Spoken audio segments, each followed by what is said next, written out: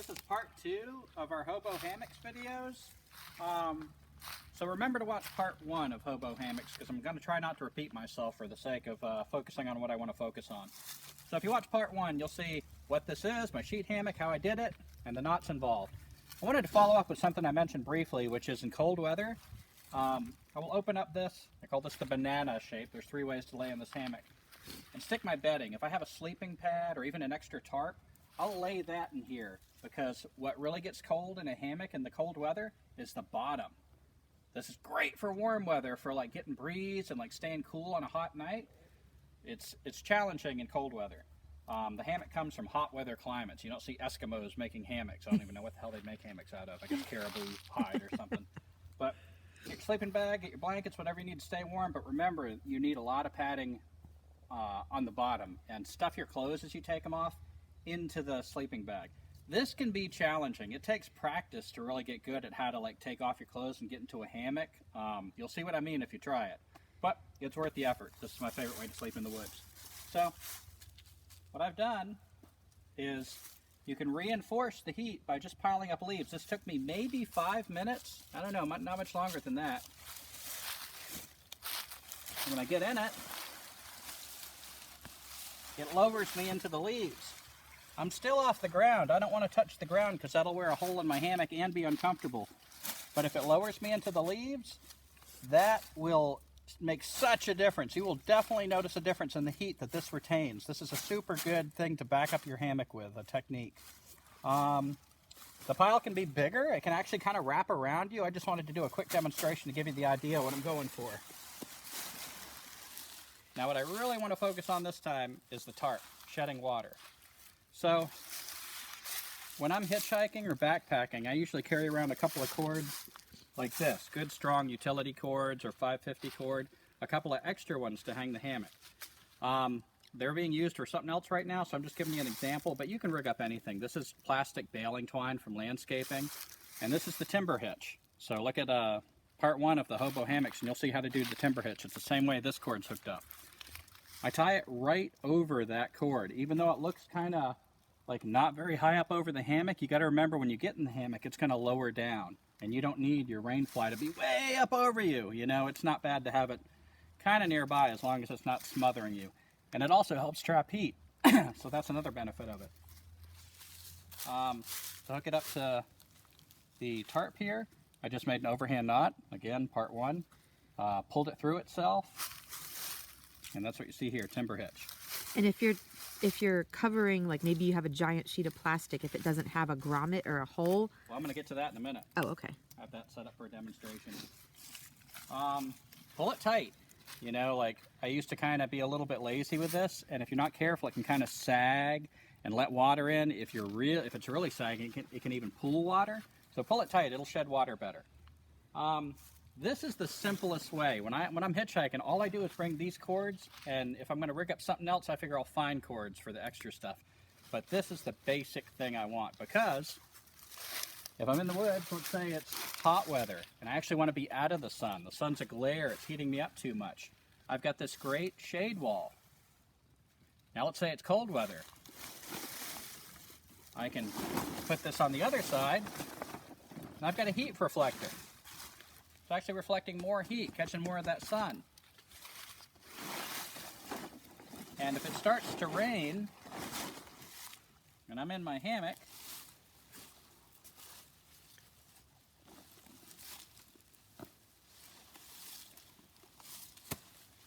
then the very simplest thing I can do is open this up,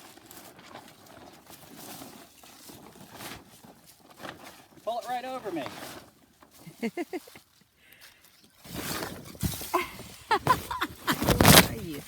There you are.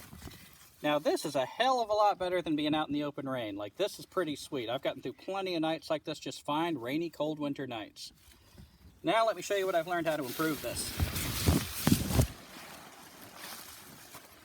One of the magic numbers you learn in survival is 45, the 45-degree angle. Whether you're building a shelter that's an A-frame, whether it's round, 45 is great for shedding water, because if it gets much steeper than that, the shelter tends to be kind of unsteady. If it gets much lower than that, water can pool more easily. So 45 is perfect.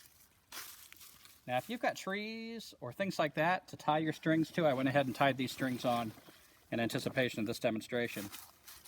Tie them to the trees. But for instance, right here, I have no trees nearby for that. You know, I could just tie it to the tree, another timber hitch like I just showed you. 45-degree angle, as close as I can come. But, you know, 45 is not a rule. If you got to come a little high or low, it's still going to shed water. But if it's hanging on your hammock like that, water can kind of get in here. I'm not even sure how. Maybe it just permeates and gets your hammock a little damp. Not soaked like if you were in the rain, but a little damp. To stay bone dry, I will take my string, again, overhand knot, pull it through itself, Hobo Hammocks Part 1. And here's a couple ways you can improvise.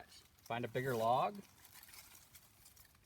And honestly, I don't bother with a timber hitch here. What I tend to do is just kind of, something like a couple half hitches is basically what I'm doing. There are better knots. I've seen people do like adjustable taut line hitches and everything. And one day I might get around to learning that. I think they're awesome, but I don't need it. This is done just fine for me. Because I'm not putting any weight on this. You know, if it's a high wind, I might have to adjust for the weather. But for right now, for the average just dealing with a cold night, this is plenty to keep that hammock, that tarp off my hammock. Now over here on this corner, another option, tent stakes. These are nice, handy time savers. You can make stakes, but you know, to have them ready to go, that can be something you can be thankful for. And you find them all over. People leave them at campsites all the time. I have not bought a single one of my tent stakes, and I've got many. I just always look for tent stakes. Always put a stake in the ground at an angle away from your shelter. So if I put it in like this, it's going to pull against it and want to pull it up. So I brace it against where it's going to pull. Push it real tight. If the ground's harder, find a stick as a hammer. And push it through. Now I have learned to push stakes as far down as I can. For one thing, they hold better. For another thing, I won't trip on them. I go barefoot a lot, and man, catching your toes on a tent stake really sucks. But if the cord comes loose, you run the risk of losing your tent stake, so just be aware of that. It might be a good idea to even put like a recognizable rock or stick near this so you can know like, oh, it's near that. I know where to kind of dig around in the debris for it. And again, just basically 2 half hitches. And when I double up the string like that, it's easier to untie them. Now, I'm going to try to pull this tight. If you look at the tarp there, Teresa, you can see that it's sagging a little bit. Like I said, I want to stretch this as much as I can. If it's sagging, don't give up. It's not like, oh, it's not going to work. I'm just trying to make it work as good as I possibly can.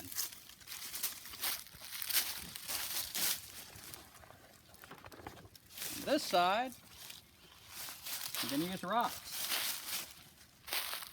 Now, rocks got some weight, but it can slide around a little bit. So I just kind of find a rock that I can go in the middle of.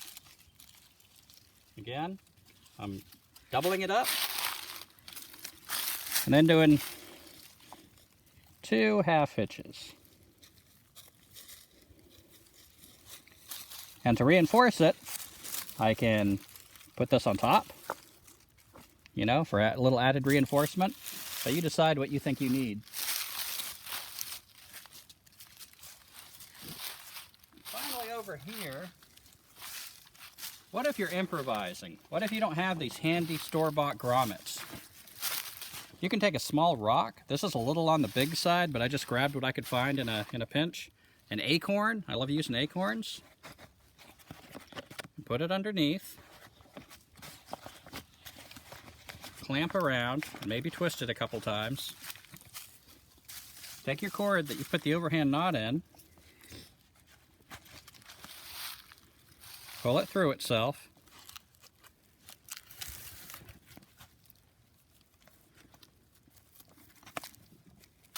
Pull it tight. And this is how to make a grommet. So with this, if I found a big shower curtain or a piece of plastic or something like that, I've got a grommet that'll hold. Nice. And so I'll grab one more tent stake. Oh, actually, I was going to show you one more alternative. So I kind of pull it in the direction I want it. And making your own steak. I forgot to bring my knife for this video. I'd usually whittle a point. I broke this really slowly, and sometimes if you break a stick, you can kind of direct it to have a little bit of a wedge shape. Find another stick that feels pretty tough. Again, lean it away. Hammer it into the ground.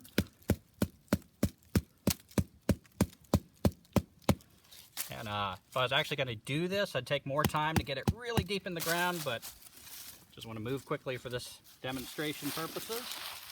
And, you know, I mean, you can see that didn't take very long, so if you don't have tent stakes, I mean, it's really nothing to rig your own. Pulling it through with that double half hitch again. Right at the base. Of course, you don't want it at the tip because that's the leverage is all wrong on that, so right at the base. And before I started finding tent stakes and realized how easy they were to find, I mean, this is what I used exclusively, is making my own stakes. And every now and then, just like a tent stake, they'd pop out. You jump out and rig it up. And now I've got a tarp that does not touch my hammock. And this is going to stay bone dry. You know, I mean, unusual weather, like a gale storm bringing rain sideways maybe. But one more thing. Here's another avenue water can ride into your hammock and start wicking. So I got these cords hanging down from the way I tied up my hammock. I just do a really simple... get away, leaves.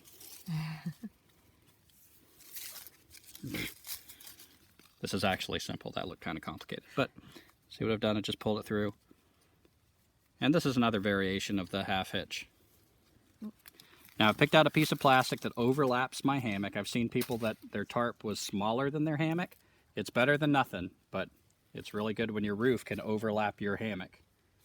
And I do that. And what that does, rain comes, and it's going to follow that down. It stops the drips. Now if I don't have that cord hanging down, if I'm using a different kind of hammock, I've seen people find a tough piece of grass and just kind of, you know, anything that you can do to stop a drip and direct it down. So I do that on both sides.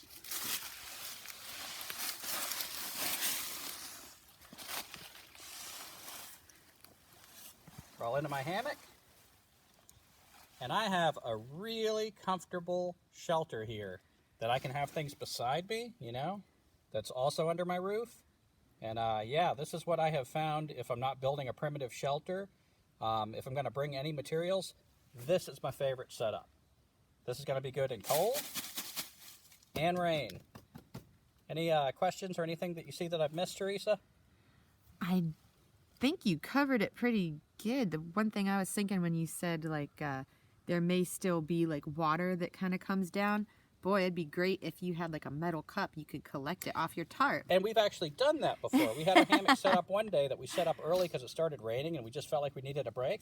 Yeah, we just put our cups and water bottles right under this thing, found where the drips were the heaviest, filled up our water bottles. So yeah, excellent point. And of course, protection from sun. Sometimes what you need protection from isn't rain, you need shade. Yeah, and like Gumby said, it's really, really advantageous if your tarp is longer than your hammock. So if you have a choice and you're planning to go out with a tarp and a hammock, measure it first, try it out first. But yeah, it'll still mostly work. You might end up, if you have a short tarp, with some wet parts of your hammock, but it'll keep you, for the most part, dry. So I hope this helps you gain some greater measure of freedom, like tell your boss to go to hell, quit your job, give up your house, run away from those bills, and go be a hobo. Parts of it are a lot easier than you think. So thanks.